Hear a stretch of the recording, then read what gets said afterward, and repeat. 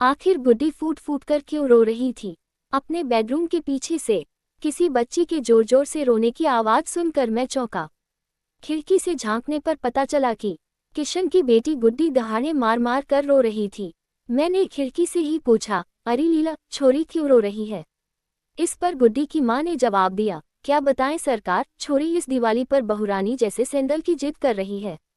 वह कुछ रुक कर बोली, इस गरीबी में मैं इसे सैंडल कहाँ से ला कर दूं? मैं अपनी ठकुराहट में चुप रहा और खिड़की का पर्दा गिरा दिया।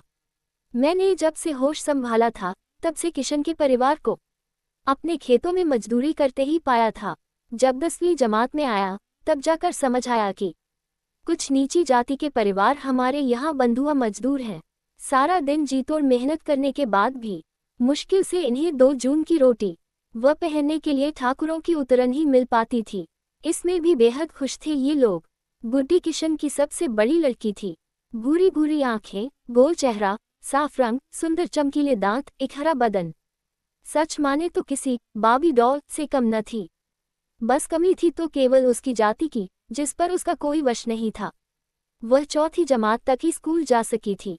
अगले ही साल घर में लड़का पैदा हुआ तो 13 साल की उम्र में स्कूल छुड़वा दिया गया और छोटे भाई कैलाश की जिम्मेदारी उसके मासूम कंधों पर डाल दी गई। दिन भर कैलाश की देखभाल करना, उसे खिलाना पिलाना, नहलाना धुलाना वगैरह सब कुछ गुड्डी के जिम्मे था।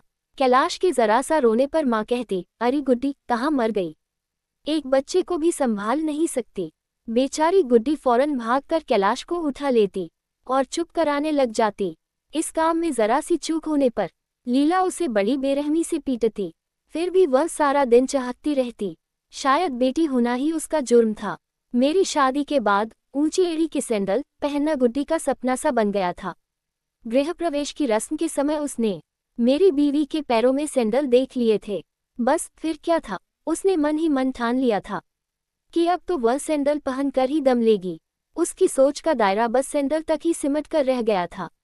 गुड्डी कभी कभार हमारी कोठी में आया करती थी। एक बार की बात है कि वह अपने हाथ में मुड़ातुड़ा अखबार का टुकड़ा लिए इठलाती हुई जा रही थी।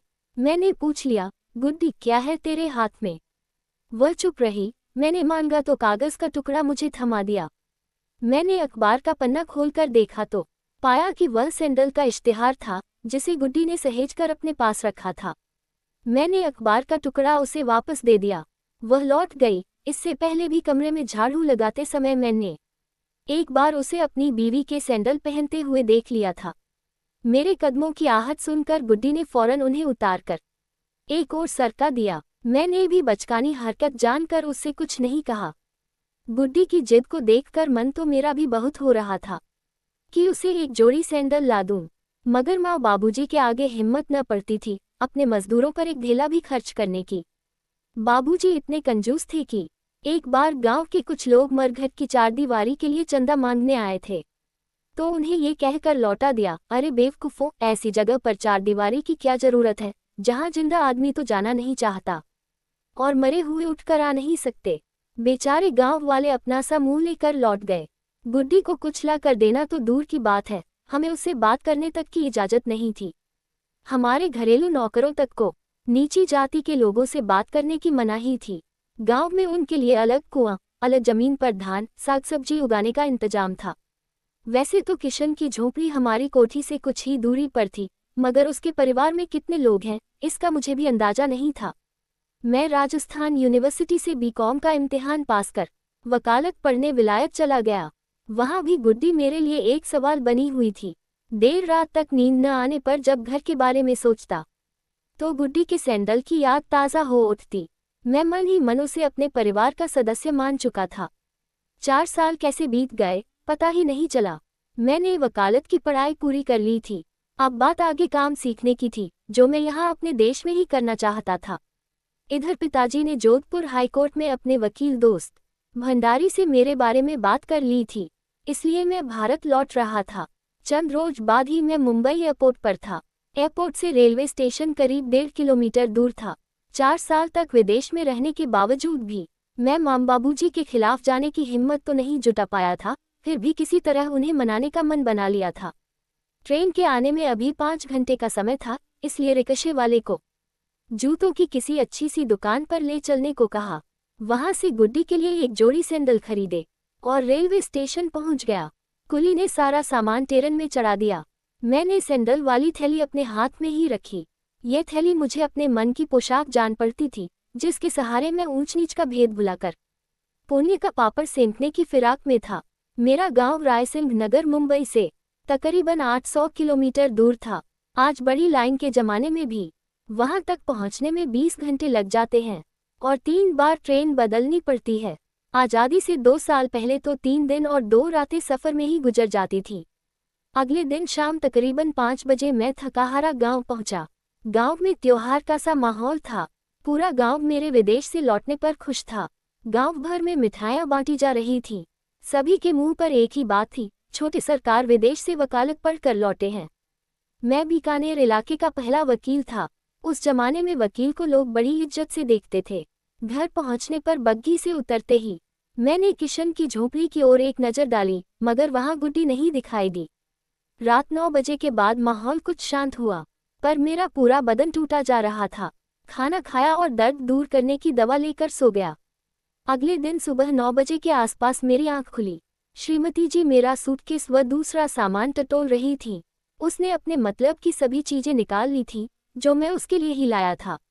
यहाँ तक कि माँ की साड़ी, पिताजी के लिए शाल, छोटे भाई बहनों के कपड़े वगैरह सब कुछ मेरे जगने से पहले ही बन चुके थे। पर सैंडल वाली थैली नदारद थी। मैंने सोचा कि सुधा ने अपना समझकर कहीं रख दी होगी। दोपहर के खाने के बाद मैंने सोचा कि अब गुड्डी के सैंडल दे आऊं। उसे बड़ी खुशी होगी कि बाबूजी परदेश से मेरे लिए भी कुछ लाए हैं। मैंने अपनी बीवी से पूछा, सुधा, वह लाल रंग की थैली कहाँ रख दी जिसमें सैंडल थे? सुधा ने जवाब दिया, ऐसी तो कोई थैली नहीं थी, आपके सामान में। मैंने फिर कहा, अरे यार, मुंबई से लाया था, यही कहीं होगी, जरा गौर से देखो। सुधा ने सारा सामान उलट-पुलट कर दिया, मगर वह लाल रंग की थैली कहीं नहीं मिली। काफी देर के बाद याद आया कि अजमेर रेलवे स्टेशन पर एक आदमी बड़ी देर से मेरे सामान पर नजर गड़ाए था। शायद वही मौका पाकर ले गया होगा। ये बात मैंने सुधा को बताई तो वह बोली, चलो अच्छा ही हुआ, किसी जरूरतमंद के काम तो आएगी। वैसे भी मेरे पास तो 6-7 जोड़ी सैंडल पड़े हैं। इस पर मैंने कहा, अरे सुधा, वह मैं तुम्हारे लिए नहीं, गुड्डी के लिए लाया था। गुड्डी का नाम सुनते ही सुधा सिसकने लगी। उसकी आंखें भीग गईं। वह बोली, किसे पहनाते? गुड्डी को मरे तो 4 महीने हो गए। सुधा की पूरी बात सुनकर मैं भी रो पड़ा। सुधा ने बताया कि मेरे जाने के 1 साल बाद ही बेचारी गरीब को एक अयाश शराबी के साथ ब्याह दिया गया। उम्र में भी वह काफी बड़ा था। गुड्डी लोगों के घरों में झाड़ू पोछा कर जो भी 2-4 रुपए कमा कर लाती, उसे भी वह मारपीट कर ले जाता।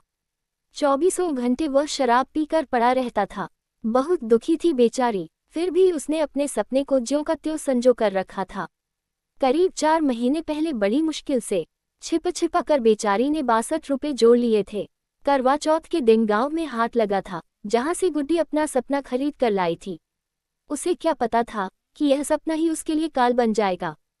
गुड्डी ने हाथ से वापस आकर सैंडल ऊपर के आले में रखे थे। एक बार पहन कर देखे तक नहीं कि कहीं मैले न हो जाएं। शाम को न जाने कहां से उसके पति की नज़र सैंडल पर पड़ गई। कहने लगा, बता चुड़ैल, कहां से लाए इतने पैसे, किसके साथ गई थी? और लगा उसे जोर जोर से पीटने। गुड्डी पेट से थी। उसने एक लात बेचारी के पेट पर दे मारी। वही लात उसके लिए भारी पड़ गई। उसकी मौत हो गई। उसका पति आजकल जेल में पड़ा सड़ रहा है। यही थी गुड्डी की दर्द भरी कहानी, जिसे सुनकर कोई भी रो पड़ता था। पर अब न गुड्डी थी, न गुड्डी का सपना।